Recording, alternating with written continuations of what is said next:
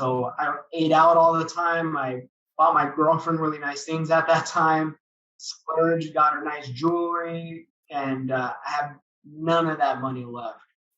And yeah, so that was a rough experience going from yeah, hey, I made it, I got plenty of money to not having nothing.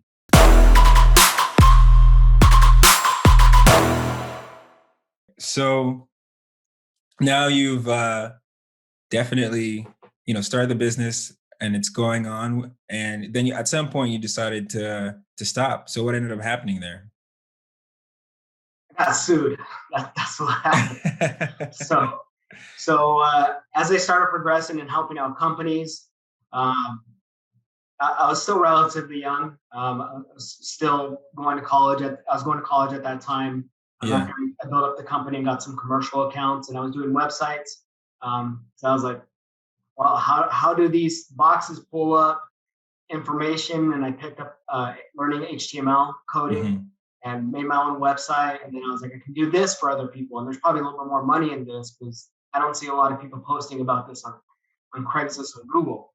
So um, I started building websites for different companies, and there was one dealership that uh, I learned about contracts. Probably the best advice that I got when I was starting getting bigger as a company is building networking relationships. And there were some attorneys that I spoke to, and like, hey, do you have contract agreement or client agreements with all your clients? And I was like, no, I don't. I don't even know what that is. But Yeah. hey, we'll help you out. We'll drop something for you for free, Yeah. especially if you're going to be doing projects. So I had contracts, um, and I had a big client. It was a pretty big project. I had to do a lot of inventory with all the vehicles. Yeah. And what ended up happening is we had a specified time frame, specified amount of work. Ended up hiring some contractors to help them do a lot of the coding because it was a huge undertaking. And we agreed on the parameters of the project. And then 3 months goes by, and they're like, I seen another website. I want it like that one instead of what we originally agreed on. And I'm like, Yeah. well, hey, you're gonna have to pay me a little more money. I have employees now, Yeah. Yeah. and they put in a lot of work, and we agreed on it in our contract. So you're gonna have to pay me. They didn't want to pay me. They sued me, and that was extremely stressful. Being a kid in court and having to have an attorney help me out and go through our contract. I ended up winning, but I was like, kind of done with this because that was stressful. I don't want to do this again. And I was like, I'm still little. If I want to own a business, I can do this again in the future. So um, I ended up selling my business to there's two companies that specialize. One specialized in IT services, and another one specialized in programming and website development. So I split my book, sold it to those two companies, and then my business banker was like, "Hey man, what are you gonna do? You got a good chunk of change. You're young, like got to figure out what you're gonna do next." I'm like, "I have no idea, man." He's like, "Hey, you have bank accounts, you have business bank accounts, you have business credit cards, you have merchant services." He's like, "You used everything that the bank offers, and you know a lot about the products. Why don't you work for the bank?" And I'm like, "I know nothing about banking though. I didn't go to school for it. I specialize in economics. Like, it's not I didn't, do anything specifically for banking." And he's like, "Well, you'd be a good fit." He's like, "At least try it out." He's like, "Go to an interview and see if you like it." And he ended up setting up an interview for me, connecting me to the right people, and I interviewed for a banker position.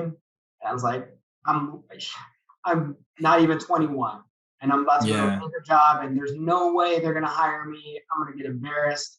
I ended up going there, and for whatever reason, they wanted to take a chance on me, and they ended up hiring me. And that's kind of been the path I've been on since I was about 2008ish. So Okay. So this is basically how you started on your journey of becoming a wealth manager. yeah, You got into an opportunity in the bank, and then I guess a few years later, you decided to start your own. what long years later. So yeah, Luggage, yeah. yeah. So it's been about a decade. I've been in the industry for about a decade. Uh, Okay. so it took. There's no way I'd be able to start a a registered investment advisory firm and an insurance company without having a decade of experience. I needed every single year of it, every single day of it, every single hour of Yeah. it to be able to do something like this. All right. Okay. So I wanted to ask you a question. Um, how did you think about wealth before you got into this, and how did that how does that differ from how you think about it now? Like from someone who actually did have a business, understood what it was to actually have money and distribute it in a way that it would churn more, and then now becoming a wealth manager and saying, okay, this is a completely different skill set. This is a completely different way of thinking about it. Um, what is that difference? What is that, what is that mindset change? I mean, it is 100% different. I mean, I had no concept of savings. I had no concept of taxes. I had no concept of risk of things like inflation. And I especially didn't have any knowledge of things like taxes. So, after I went through the legal process with that dealership, and when I sold my book, I got a sizable amount of money. And I only made two smart choices. One, I paid off all my student loans, and I bought a car cash. And this was only two smart things I did. Everything else, I blew every single one of those dollars that I had in my bank account. Because again, I had no concept of what money really is and how to save. So I thought I was wealthy. I was like, hey, I made it. I was poor. This amount, most amount of money I ever got in my life. I can do whatever I want. So I ate out all the time. I bought my girlfriend really nice things at that time. Splurged, got her nice jewelry, and I have none of that money left. And yeah, so that was a rough experience of going from, yeah, hey, I made it. I got plenty of money to not having nothing. And when Yeah. I got more into my season at the bank, started learning about some of these concepts, started realizing like, hey, there is a little bit different thought process or mentality that goes into growing wealth. Is I had the opportunity to meet a lot of really wealthy clients, and I would just ask them as much questions as possible. They were super nice, and they would, hey man, what do you do?